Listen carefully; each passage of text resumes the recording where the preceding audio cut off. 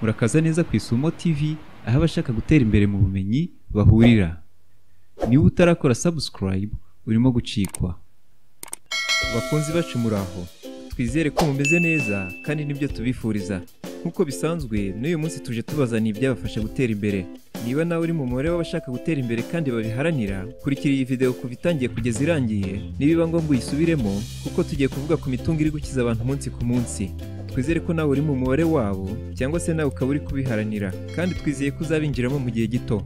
Imitungo igira ubwoko bubiri. Mu Cyongereza hari iyo bita asset, ariyo mitungo myiza, hakaba n'iyo bita liabilities, ariyo mitungo mibi kubera ko itakaza agaciro.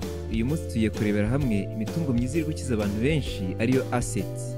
Imitungo yunguka tugiye kuvuga ni ifatika cyangwa se idafatika yongera agaciro buri munsi, cyangwa se yinjiza amafaranga nk'inyungu kuri konti ya nyirayo umunsi ku munsi. Gusa kugira ngo ibakize, hari ubumenyi bw'ibanze bafite aribwo bafasha kubyaza umusaruro iyo mitungo. Ubumenyi bwa mbere ni ubushingiye ku mibare y'ibanze, bwibanda ku kumenya gukoresha neza ibimenyetso twita ko byoroshye, ari byo guteranya, gukuramo, gukuba, kugabanya ndetse na bihwanye. Ibi bibafasha kumenya kubara igishoro cyangwa se ikiranguzo, depenses zitandukanye ndetse n'inyungu. Ubumenyi bwa kabiri ni ukumenya ahantu cyangwa se ikintu cy'ingenzi bakoramo ishoramari cyangwa se icyo bita deal. Ikintu cya gatatu ni igishoro cyangwa se capital. Icya kane ni ubushake, intego no kwiyemeza. Murumva ibi bisabwa bitoroshye se? Niba ubona bigoye ariko ufite ubushake, icyo usabwa ni ukwitegura bihagije. Igihe wazabonera ubushobozi ugakora ishoramari mu mitungo 10 tugiye kuvuga, iri kugira abakiri umunsi ku munsi abayikozemo ishoramari. Twizere ko mwiteguye kuyumva. Umufana w'ibiganiro nk'ibi ngibi wese ntagenda adakoze like, kandi niba uri mushya ukore subscribe kugira ngo ibiganiro nk'ibi bijye bikugeraho mu ba mbere. Twagiye.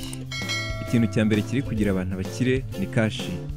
Amafaranga atakaza agaciro umunsi ku munsi, ariko se ni gute kashi iri gukiza abantu benshi? Impamvu nta yindi ni uko kashi ari amafaranga agura umutungo uwo ari wo wose uri ku isoko.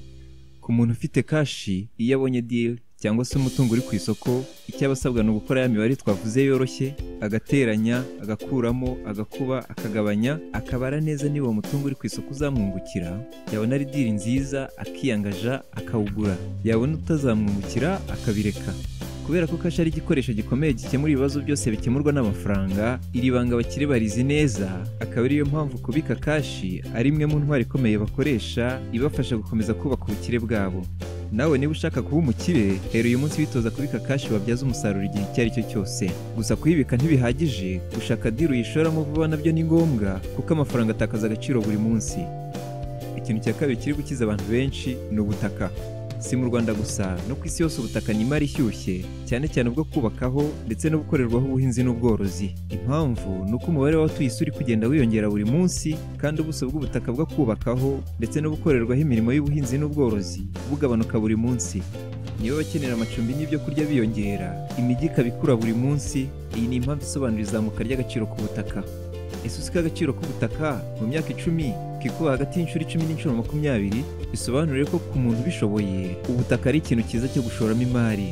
Reka mbasezeranye kuzabakorera ibiganiro byimbitse kuri iyi ngingo. Abazabana natwe mu minsi iri imbere muzunguka byinshi ku bijyanye n'ishoramari rishingiye ku butaka ndetse n'amazu.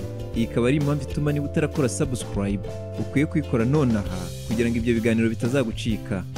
Ikintu cya gatatu kiri kugira abantu bakire ni inzu zikodeshwa cyangwa se zigurishwa, ari byo bita real estate. Abashora imari muri iyi domaine bari mu bwoko bubiri.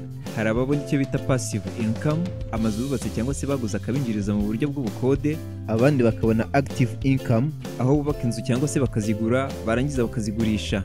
Reka tuvuge ku babona passive income, ariyo mafaranga aturuka ku bukode bw'amazu, kuko nibwo buryo abantu benshi bisangamo kandi bituma bagira ubwigenge ku mafaranga vuba. Domaine ya real estate ishingiye ku bukode bw'amazu ikubiyemo amazu yo guturamo akodeshwa, yubatse mu buryo busanzwe, ubw'imidugudu ndetse n'ubw'apartoma. Hakabamo amazu y'ubucuruzi, office ndetse n'inzu z'ububiko arizo bita warehouse. Ubu bwoko bw'ishoramari ni bwiza kuko bwinjiriza ubukora amafaranga umubare runaka buri kwezi, nta mbaraga nyinshi akoresheje. Niyo mpamvu ababukora neza buri kubagira abakire umunsi ku munsi. Uburyo bwa kane buri kugira abantu bakire ni ubwo bita growth stock. Ubu ni bumwe mu buryo bw'ishoramari rigezweho, aho ugura imigabane mu isoko ry'imari n'imigabane mu kigo runaka, noneho imigabane waguze ikagikura hagendewe ku kuntu ikigo kiri gutera imbere. gusa growth stock irakura cyangwa se igatakaza agaciro bitewe n'uko ikigo kiri kwitwara ku isoko ry'imari n'imigabane. Bisobanuye ko iyo kiri kunguka imigabane izamuka, cyahomba igatakaza agaciro. Niyo mpamvu abahanga muri iri shoramari batanga inama zikurikira. Iya mbere, niba uri mushya ku masoko y'imari n'imigabane ikura cyangwa se growth stock, ni byiza gushaka aba brokers bagufasha kumenya ahantu yizewe washora amafaranga yawe. Inama ya kabiri, ni uko iri ari ishoramari ry'abantu bakiri bato kuko rigira risiki nini. Impamvu nuko agaciro k'umugabane gahindagurika, umunsi umwe kaba kazamutse undi kamanutse. Iyo uri mu myaka yigiye imbere rero bigutera pressure. Inama ya gatatu, ni byiza cyane gushora mu bigo bigitangira kubera ko iri shoramari rishingiye ku gukura k'umugabane shingiro. Iyo urikoze mu kigo kigitangira cyangwa se kikizamuka, uba ufite amahirwe menshi ko nigikura agaciro k'imigabane yawe kazikuba inshuro nyinshi cyane. Iyi ni indi mpamvu yongerera abakiri bato gukora ishoramari aha hantu. Abakora ishoramari neza muri ubu buryo buri kubakiza umunsi ku munsi. Ishoramari rya gatanu riri gukiza abantu benshi ni dividend stocks. Ubu buryo bujya kumera nk'ubwo tumaze kubona kuko nabwo bushingiye ku kugura imigabane mu masoko y'imari n'imigabane, gusa aho bitandukaniye ni uko umugabane shingiro udahindura agaciro mu gihe runaka hagendewe ku masezerano, ukajya uhabwa inyungu ku migabane yawe bitewe n'uko ikigo cyungutse. Iyo nyungu ikajya iverezwa kuri konti yawe buri kwezi kugeza igihe amasezerano azarangirira. Iyo arangiye usubizwa amafaranga waguze imigabane, wabona ari ngombwa mukavugurura amasezerano. Ku bantu bigiye hejuru mu myaka, ubu buryo buraborohereza. Impamvu ni uko nta risiki nini bugira, bityo na pressure ikaba nke. Iyo ushaka ko bikora nka compound interest, usaba ko inyungu izajya ivunjwamo indi migabane. Ubu buryo bw'ishoramari buba bukora neza, buri kubakiza. Uburyo bwa gatandatu buri gukiza abantu ni treasury bonds cyangwa se impapuro mpeshamwenda. Hari n'ababwita impapuro mvunjwafaranga. Ibi uko bikora, guverinoma cyangwa se leta y'igihugu ishyira ku isoko impapuro mvunjwafaranga, wazigura ukajya uhabwa inyungu runaka buri mwaka hagendewe ku migabane yawe. Ubu buryo bukunze kuba bufite inyungu iri hagati ya 6 na 12% ku mwaka. Ikintu cya karindwi kiri gukiza abantu ni ugukora business ya transport. Imodoka zikora business ya transport ni umutungo mwiza. Impamvu ni uko zinjiza amafaranga yo kuyakonsoma. Izi zitandukanye na zimwe tumaze iminsi tureba ziri mu rwego rw'imitungo mibi kuko zo zikonsoma amafaranga aho kuyakorera. Niba mutazibuka, ni imodoka za promenade umuntu agura ashaka kwirinda gukerezwa na public transport. Imodoka zikora business ya transport ziri mu bwoko bubiri. Hari izitwara abantu, hari n'izitwara ibintu, ariko yongeraho n'iziterura ndetse n'izisiza. Uko abantu batera imbere ndetse n'uko imijyi ikura, niko no gukenera izi serivisi byiyongera. Abantu bajyana n'igihe bagakora iyi business kinyamwuga iri kubateza imbere umunsi ku munsi. Umutungo wa munani uri gukiza abantu ni ubwenge. Ese wari uzi ko ubwenge ari umutungo ukomeye? Waba warigeze wumva ngo kampani runaka yibye umukozi mu yindi kampani? Hari n'igihe itamwibye ikamurokirita imuhemba amafaranga menshi ugereranyije n'aho yari ari. Igituma bamuzana muri ubwo buryo ahanini ni ukugira ngo babyaze umusaruro ubwenge bwe. Ubumenyi n'ubushobozi abakozi baba bafite nibwo buteza imbere ibigo bakorera. Ba nyiri amakampani nibo bazi agaciro k'ubushobozi bw'umukozi mu iterambere ryabo. N'abakozi nabo, ushoboye, ugerageza n'udashoboye ntibahembwa kimwe. Ikintu cya 9 kiri gukiza abantu benshi ni ibihangano by'ubwenge biri online. Iyi nayo ni imitungo myiza n'ubwo idafatika kubera ko iri online cyangwa se kuri interinete. Muri yo hakubiyemo ibitabo bigurishirizwa kuri interinete, amawebsite y'ubucuruzi, mobile applications, indirimbo z'abahanzi, content zishyirwa kuri YouTube, amasomo ari online, blog, amafoto n'ibindi. Ibi byose bikora neza kinyamwuga, biri kubakiza umunsi ku munsi. Ikintu cya 10 kiri gukiza abantu ni audience. Umubare w'abantu bagukurikira ni ikintu cy'agaciro cyane kuko iyo uzi kugikoresha neza bikubyarira amafaranga. Ese agaciro ka audience murakazi? Ndakeka umusitari mu muziki no muri sinema, umukinnyi, umusocial media influencer, amaradiyo n'amateleviziyo n'umuntu wamamaza bazi neza agaciro ka audience. Urugero rworoshye twabaha ni abahanzi b'umuziki. Ufite audience nini niwe bafite amahirwe yo gukira vuba. Ugitangira muri iyo kariyeri afite audience nto cyane bamwita underground. Tutitaye ku mpano afite, aba afite akazi kenshi ko kubaka audience kugeza igihe azabera umustar.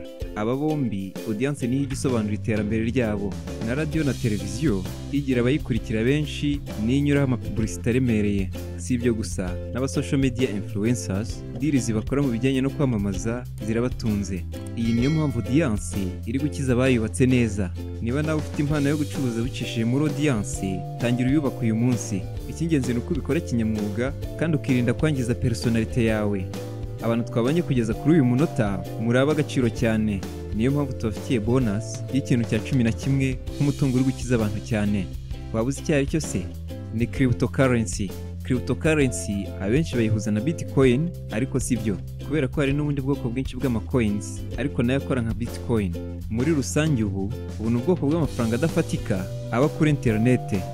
Iri faranga rihindagura agaciro buri munsi, kakamanuka cyangwa se kakazamuka, ariko ikigaragara ni uko kazamutse cyane kandi haracyari amahirwe ko rizakomeza kuzamuka. Impamvu ni uko abisobanukirwa n'abarikenera barushaho kwiyongera umunsi ku munsi. Niba wumva wakora ishoramari muri iyi domene, ni byiza kwihugura mbere yo kubijyamo.